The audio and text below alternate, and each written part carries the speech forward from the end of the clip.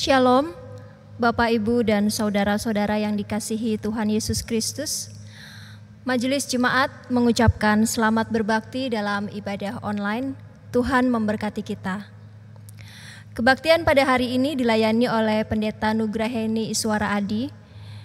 Kiranya pelayanannya menjadi berkat bagi kita semua. Demikian warta lisan yang dapat kami sampaikan. Warta selengkapnya dapat dibaca pada warta jemaat yang sudah dibagikan melalui koordinator wilayah masing-masing. Atas perhatiannya kami ucapkan terima kasih. Tuhan Yesus memberkati.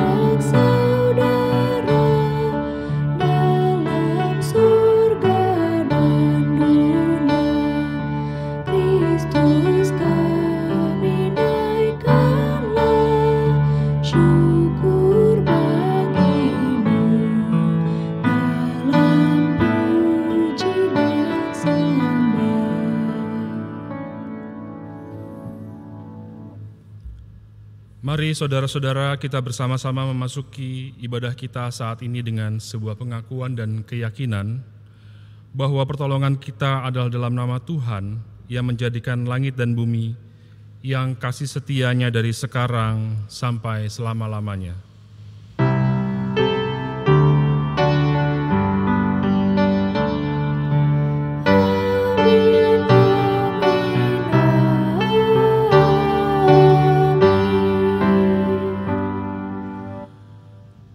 Kasih karunia dan damai sejahtera dari Allah Bapa kita dan dari Tuhan Yesus Kristus menyertai saudara sekalian. Silakan duduk. Saudara-saudara yang dikasihi oleh Kristus, kesuksesan atau keberhasilan rasanya menjadi dambaan setiap orang dalam kehidupannya. Banyak orang berlomba-lomba untuk meraih keberhasilan dalam hidupnya. Tema ibadah hari ini mau mengajak kita semua untuk melihat keberhasilan menurut ajaran Tuhan Yesus.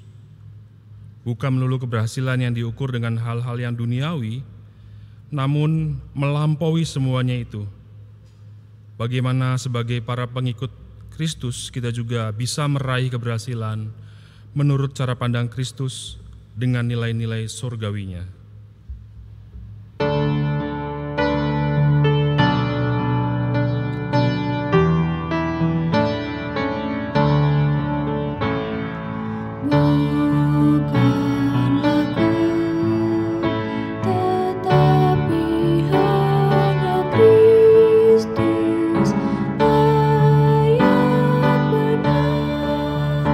Dipuji, disembah.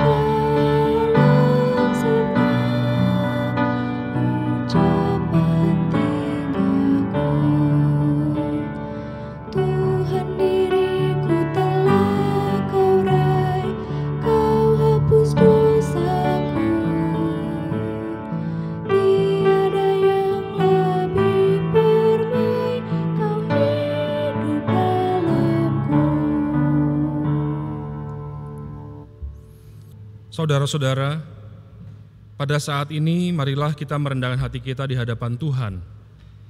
Kita akan mengakui segala dosa dan kesalahan kita di hadapan Tuhan. Umat diundang untuk mengaku dosa secara pribadi terlebih dahulu.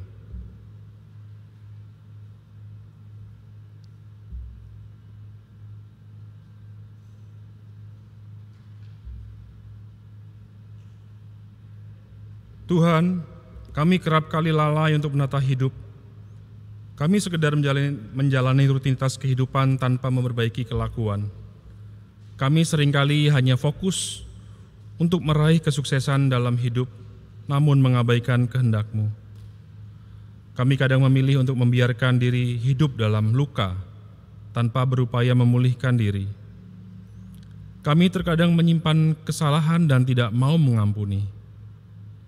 Tuhan yang selalu memberi kami kesempatan, ampunilah kami, dan mampukanlah kami menghargai pengampunan yang Kau berikan. Di dalam nama Kristus kami memohon. Amin.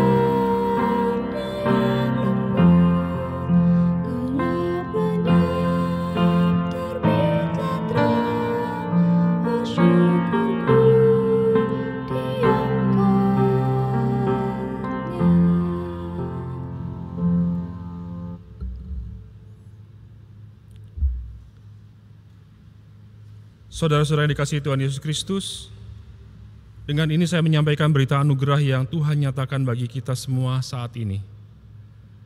Firman Tuhan dalam Yohanes 3 ayat 36 tertulis demikian. Barang siapa percaya kepada Anak, ia beroleh hidup yang kekal. Tetapi barang siapa tidak taat kepada Anak, ia tidak akan melihat hidup, melainkan murka Allah tetap ada di atasnya.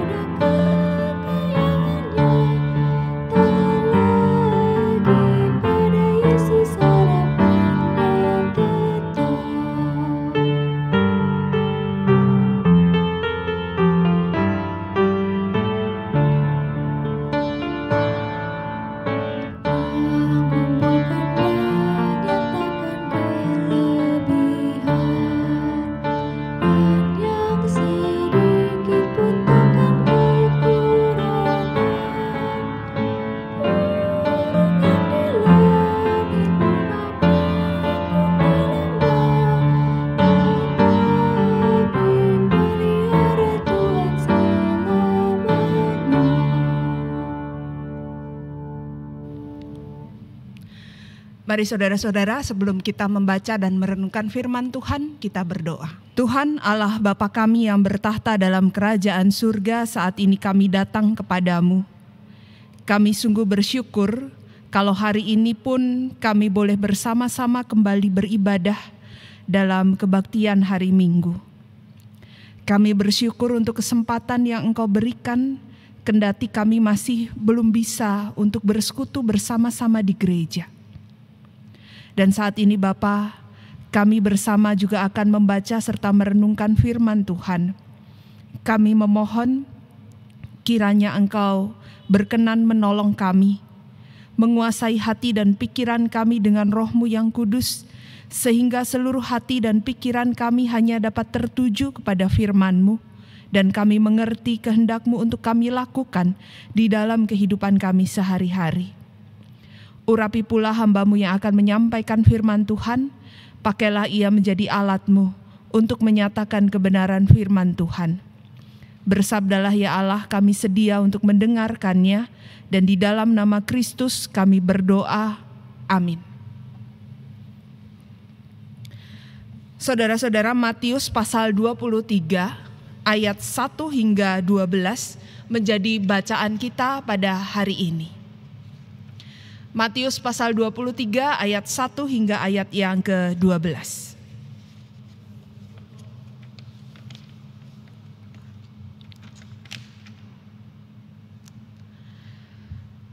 Maka berkatalah Yesus kepada orang banyak dan kepada murid-muridnya, katanya, ahli-ahli Taurat dan orang-orang Farisi telah menduduki kursi Musa. Sebab itu, turutilah dan lakukanlah segala sesuatu yang mereka ajarkan kepadamu, tetapi janganlah kamu turuti perbuatan-perbuatan mereka, karena mereka mengajarkannya tetapi tidak melakukannya. Mereka mengikat beban-beban berat dan meletakkannya di atas bahu orang, tetapi mereka sendiri tidak mau menyentuhnya. Semua pekerjaan yang mereka lakukan hanya dimaksud supaya dilihat orang. Mereka memakai tali sembayang yang lebar dan jubah yang panjang. Mereka suka duduk di tempat terhormat dalam perjamuan dan di tempat terdepan di rumah ibadat. Mereka suka menerima penghormatan di pasar dan suka dipanggil rabi. Tetapi kamu, janganlah kamu disebut rabi, karena hanya ada satu rabimu, dan kamu semua adalah saudara. Dan janganlah kamu menyebut siapapun Bapa di bumi ini, karena hanya satu Bapamu, yaitu Dia yang di surga. Janganlah pula kamu disebut pemimpin, karena hanya satu pemimpinmu, yaitu Mesias. Barang siapa terbesar di antara kamu, hendaklah ia menjadi pelayanmu. Dan barang siapa meninggikan diri, ia akan direndahkan, dan barang siapa merendahkan diri, ia akan ditinggikan. Demikianlah pembacaan firman Tuhan. Berbahagialah mereka yang mendengarkan firman Allah dan memeliharanya. Haleluya.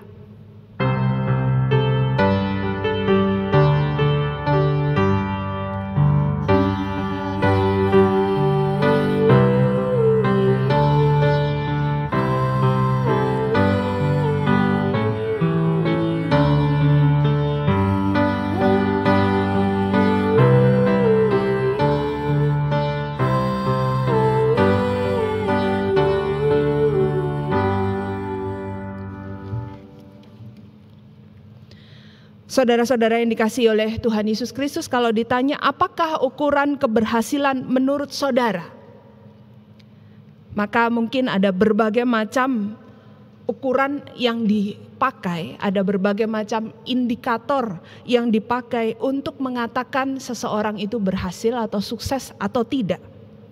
Misalnya dengan mendapat prestasi, karier yang gemilang, mempunyai banyak teman, dianggap penting oleh orang lain, memiliki kekayaan, memiliki kekuasaan. Bagi sebagian orang itu adalah indikator untuk keberhasilan. Saudara-saudara, keberhasilan merupakan sesuatu yang didambakan setiap orang. Kenapa? Karena secara manusiawi orang ingin menjadi terutama. Orang ingin dianggap keberadaannya, dianggap eksistensinya, dianggap bahwa dia ada, memiliki kedudukan yang lebih tinggi bahkan di mata orang lain. Namun kalau kita perhatikan dengan seksama, semua definisi keberhasilan itu sebenarnya hanya berpusat pada aku, dan aku saja. Padahal untuk meraih keberhasilan tentu tidak mudah. Sedangkan dalam masa sekarang ini banyak orang menginginkannya yang mudah-mudah saja, yang serba instan. Akibatnya banyak orang yang akhirnya lebih memilih jalan pintas untuk sukses dengan cara-cara yang kotor, dengan cara-cara yang tidak jujur, yang tidak memerlukan kerja keras seperti korupsi, mencontek, menipu, bahkan memanipulasi ajaran-ajaran agama tanpa merasa berdosa. Demi keberhasilan. Saudara-saudara yang dikasihi oleh Tuhan Yesus Kristus, bacaan kita hari ini merupakan bagian dari kritikan kecaman Tuhan Yesus terhadap sikap orang Farisi dan para ahli Taurat. Orang Farisi dan para ahli Taurat ini sebenarnya bukan orang yang sembarangan. Di masyarakat yang teokratis, mereka ini adalah kelompok elit, seolah jadi wakil Tuhan di dunia ini. Mereka ini adalah orang-orang pilihan yang sudah melewati berbagai macam ujian untuk mendapatkan status ini. Dan kecerdasan mereka, kemampuan mereka di atas rata-rata kebanyakan orang. Pemahaman mereka tentang hukum Tuhan yang berlaku melebihi kebanyakan orang. Mereka memiliki pengetahuan yang sangat mendetil, bahkan sanggup menghafal seluruh hukum Taurat lengkap dengan turunannya. Mereka adalah para pemuka agama yang seharusnya memakai pengetahuan yang dimiliki untuk memperjumpakan umat dengan Tuhannya. Namun mereka hanya mengajar. Mereka hanya bangga status mereka, tetapi tidak menjalankan apa yang mereka ajarkan. Lain yang dimengerti sebagai ajaran iman, lain pula perbuatan mereka. Dan pada akhirnya mereka ini menjadi sekelompok orang munafik. Dan rupanya saudara-saudara, orang Farisi dan para ahli Taurat ini melihat mereka ini berhasil. Kalau yang pertama, mereka dipandang, dipuja banyak orang sebagai orang yang saleh karena mereka dianggap sudah melakukan hukum Tuhan dengan sempurna. Dan ini ditunjukkan misalnya dengan cara berdoa mereka yang sengaja pamer di tengah pasar, di tempat-tempat keramaian. Mereka ketika berpuasa dengan sengaja menunjukkan muka muram di hadapan orang banyak dan sebagainya. Hal yang kedua, mereka merasa berhasil ketika mereka menjadi pemimpin yang ditakuti, yang bisa menjatuhkan penghakiman dan bahkan hukuman kepada umat yang melakukan pelanggaran hukum Tuhan. Mereka ingin orang lain memperhitungkan kehadiran mereka. Mereka ingin supaya mereka disanjung dan menjadi kiblat bagi umat Tuhan. Dan ini ditunjukkan misalnya saudara-saudara, mereka ini kemana-mana selalu pakai jubah pemuka agama supaya orang bisa melihat mereka. Mereka menganggap diri mereka ini pemegang kunci surga, sehingga kalau orang mau masuk ke surga harus melewati mereka. Hal ketiga, mereka merasa berhasil ketika mendapatkan penghormatan. Ketika berada dalam kumpulan misalnya, mereka memilih untuk duduk di tempat-tempat terhormat. Mereka memilih tempat yang strategis yang bisa dilihat oleh banyak orang. Dan yang terakhir, mereka kaya karena ini dianggap sebagai bentuk ganjaran Tuhan atas kesalehan mereka. Saudara-saudara yang dikasihi oleh Tuhan Yesus Kristus, kita bisa melihat bahwa semua yang dilakukan orang Farisi dan para ahli Taurat ini memiliki motivasi yang sangat egois. Pemahaman yang munafik demikianlah yang dikecam oleh Tuhan Yesus. Keberhasilan sebagai utusan Tuhan itu tidak ditentukan dengan hal-hal yang demikian, apalagi dibumbui dengan motivasi untuk diri sendiri. Keberhasilan itu justru diukur ketika mereka bisa menyelaraskan ajaran dan tindakan mereka. Mereka mengerti hukum Tuhan dengan benar dan mewujudkan di dalam tindakan nyata yang penuh kasih dalam relasi mereka dengan Tuhan dan sesama mereka.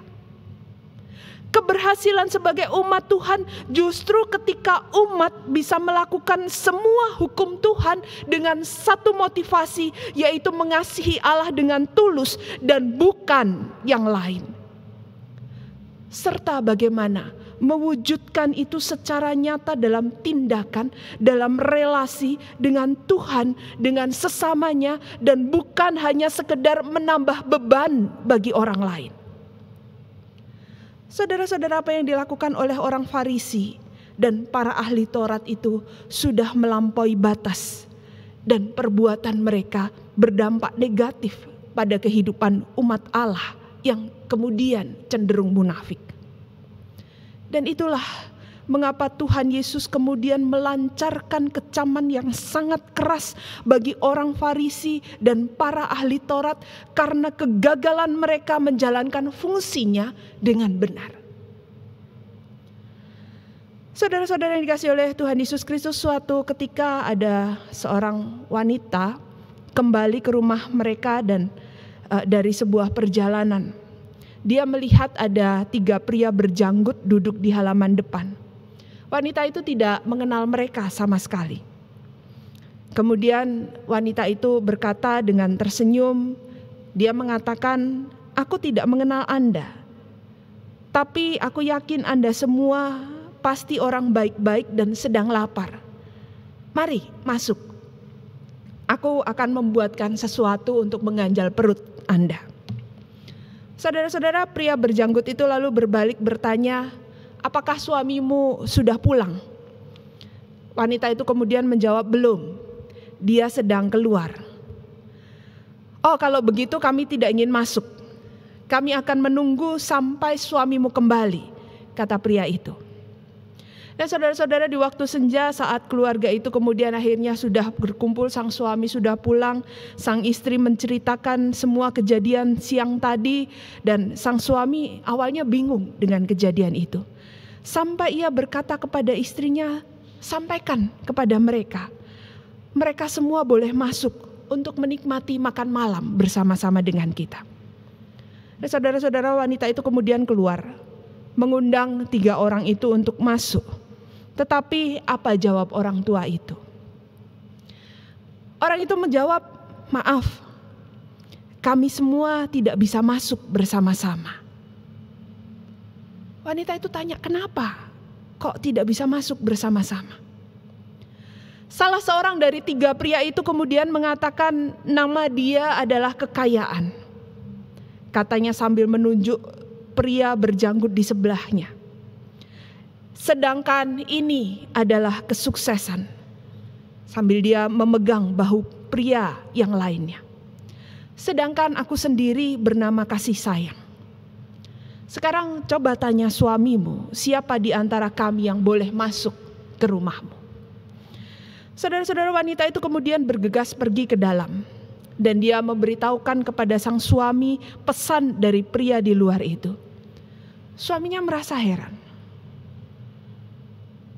Dia kemudian, "Baiklah, kalau begitu coba kita undang kekayaan untuk masuk. Aku ingin rumah ini penuh dengan kekayaan." Tapi saudara-saudara, sang istri tidak setuju. Dia mengatakan, "Kenapa kita tidak mengundang kesuksesan saja? Sebab sepertinya kita perlu dia untuk membantu keberhasilan panen ladang pertanian kita." Saudara-saudara, ternyata anak mereka juga mendengarkan percakapan itu. Dia pun ikut mengusulkan siapa yang akan masuk ke dalam rumah. Anak itu mengatakan, "Bukankah lebih baik kita mengajak kasih sayang masuk ke dalam rumah? Karena rumah kita akan jadi nyaman dan penuh dengan kehangatan kasih sayang." Saudara-saudara, suami istri itu saling berpandangan. Kemudian mereka mengatakan, "Baiklah, kita setuju dengan pilihan anak kita. Ajaklah kasih sayang masuk ke dalam." Dan malam itu kasih sayang menjadi teman santap malam mereka. Saudara-saudara, wanita itu kemudian keluar dan mengatakan, siapa yang bernama kasih sayang, ayo silahkan masuk menjadi tamu kami malam ini. Saudara-saudara, suami istri keluarga ini berhasil mengambil pilihan yang tepat dengan mengundang kasih sayang masuk ke dalam rumah mereka. Banyak orang hanya mengejar keberhasilan dalam hidupnya. Tidak hanya dalam pekerjaan saja, tetapi dalam semua aspek kehidupannya, termasuk dalam hal beriman kepada Tuhan. Namun seringkali melupakan esensi yang paling penting, seperti halnya kisah suami istri dan 3 orang tamunya tadi. Apa yang penting itu? Apa tolok ukur berhasil di jalan Tuhan yang sering dilupakan itu? Tolok ukur itu adalah hukum kasih. Bukankah kita bisa mengatakan kita berhasil di jalan Tuhan kalau hubungan dengan Tuhan dan sesama kita motivasinya hanya satu, yaitu kasih yang tulus, bukan untuk dapat berkat yang lebih besar, bukan untuk dapat proyek atau pahala yang lebih melimpah. Kasih pada diri sendiri artinya juga menerima diri secara tepat, secara pas, dan bukan cinta diri yang egois. Dan keduanya, saudara-saudara, itulah yang menjadi tolok ukur bagi kita untuk mengatakan saya berhasil atau tidak di jalan Tuhan. Keduanya perlu terwujud nyata di dalam kehidupan kita sehari-hari. Bukan hanya sekedar mengetahui hukum kasih itu, tetapi yang lebih penting, bagaimana kita mewujudkan itu di dalam kehidupan, dalam tindakan, dalam kata-kata kita, sehingga selangkah demi selangkah kita menuju keberhasilan di jalan Tuhan itu. Amin.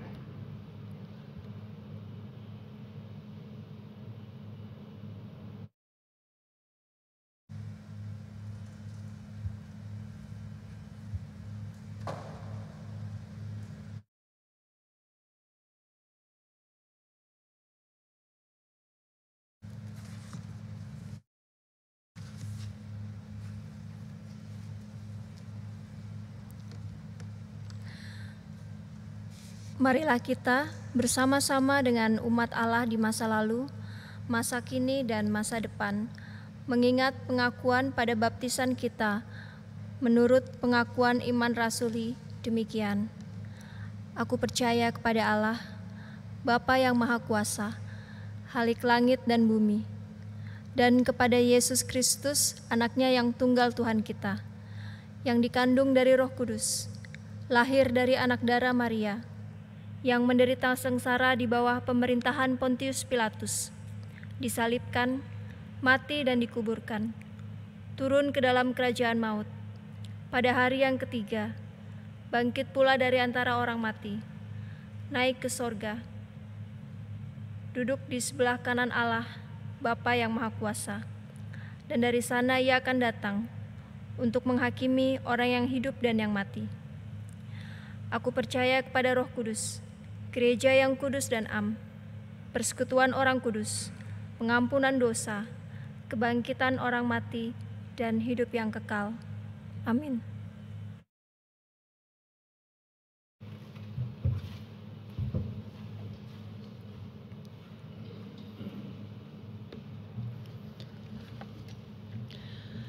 Mari saudara-saudara kita bersama-sama menaikkan doa syafaat kita.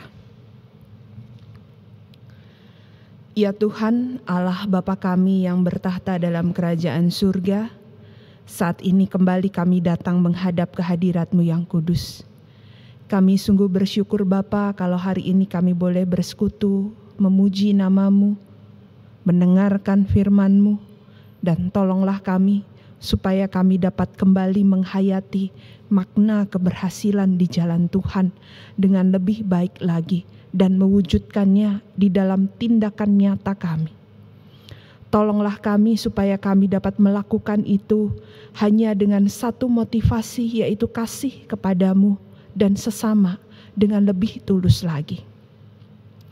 Saat ini Bapa, kami bersama-sama terus berdoa bagi kondisi bangsa dan negara kami di tengah pandemi yang masih melanda negeri ini.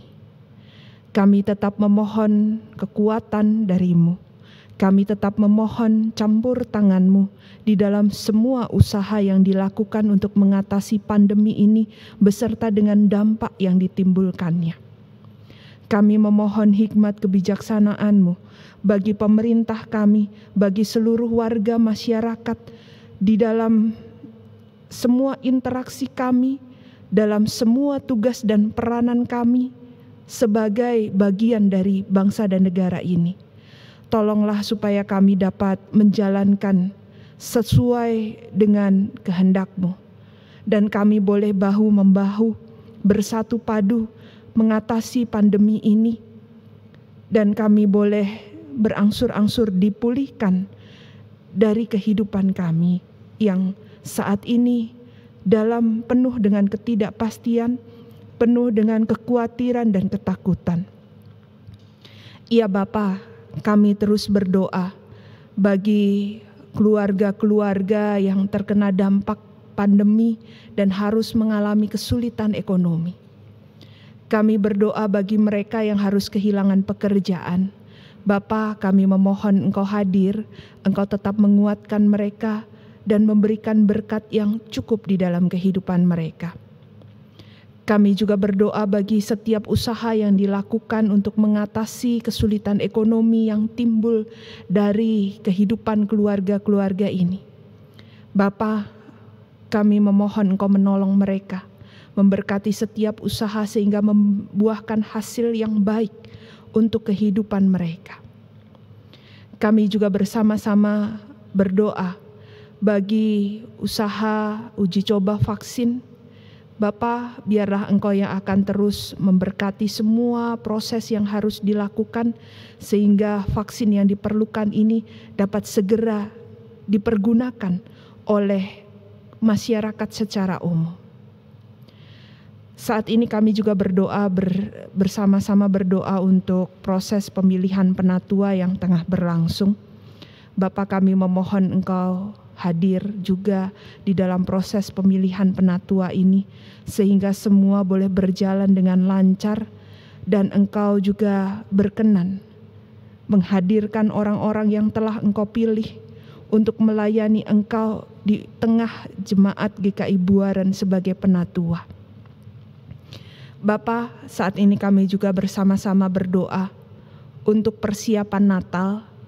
Kami memohon Engkau yang akan memberkati semua persiapan yang akan dilakukan sehingga itu boleh dilakukan dengan baik dan semua boleh dipersiapkan dengan baik dan umat-Mu boleh bersama-sama menghayati makna Natal kembali di dalam kehidupan mereka. Ya Bapa, inilah doa-doa kami. Kami memohon kiranya Engkau berkenan mendengar dan mengabulkannya, karena kami menaikkan doa ini hanya di dalam nama Kristus yang telah mengajarkan kami berdoa.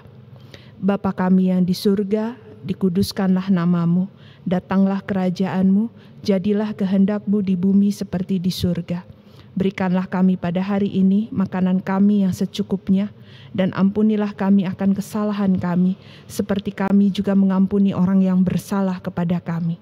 Dan janganlah membawa kami dalam pencobaan, tetapi lepaskanlah kami dari yang jahat, karena Engkaulah yang empunya kerajaan dan kuasa dan kemuliaan sampai selama-lamanya. Amin.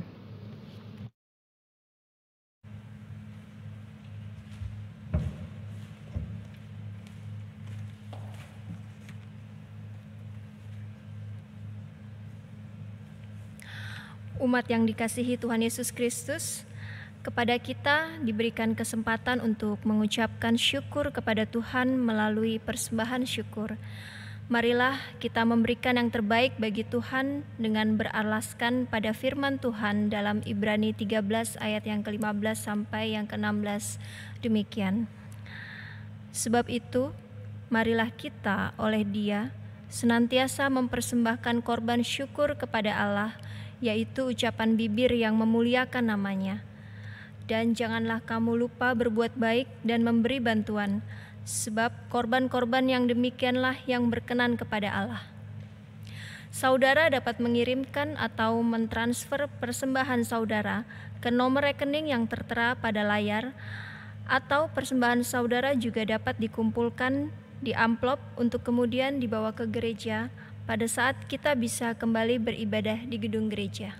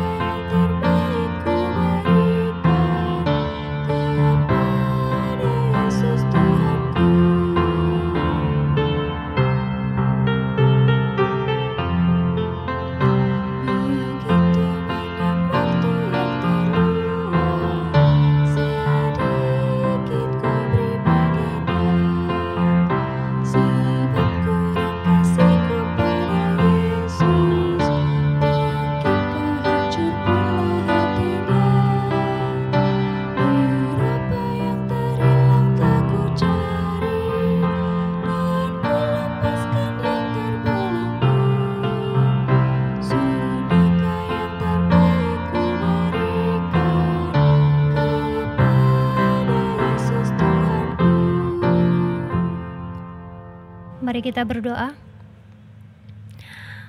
Tuhan yang empunya kehidupan kami mengucap syukur Tuhan kalau hingga hari ini pemeliharaan Tuhan nyata dalam kehidupan kami.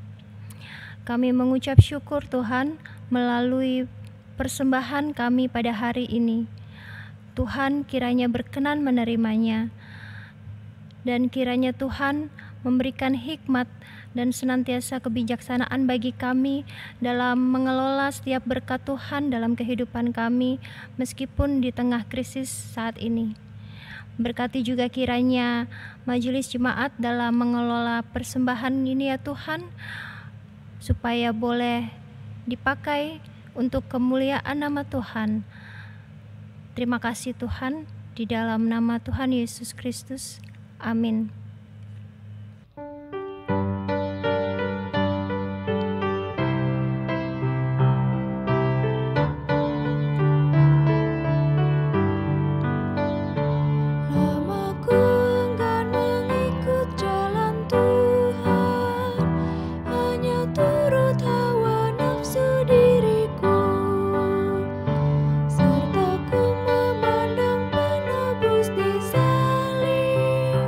Oh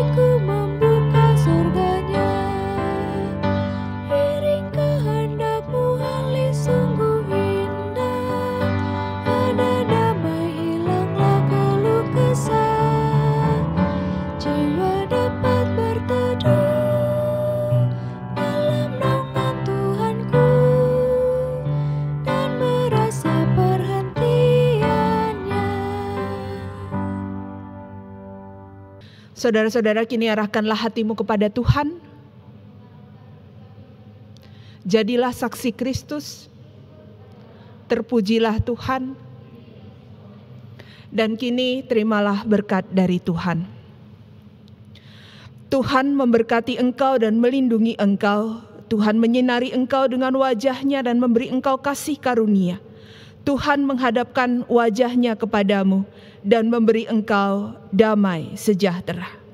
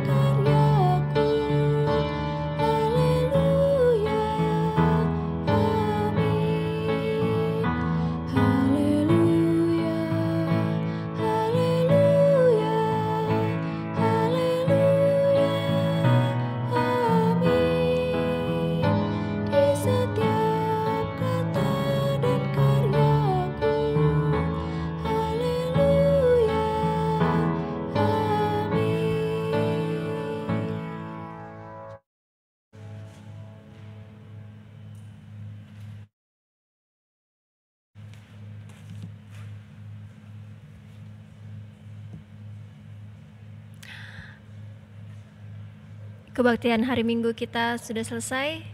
Selamat hari Minggu dan Tuhan memberkati.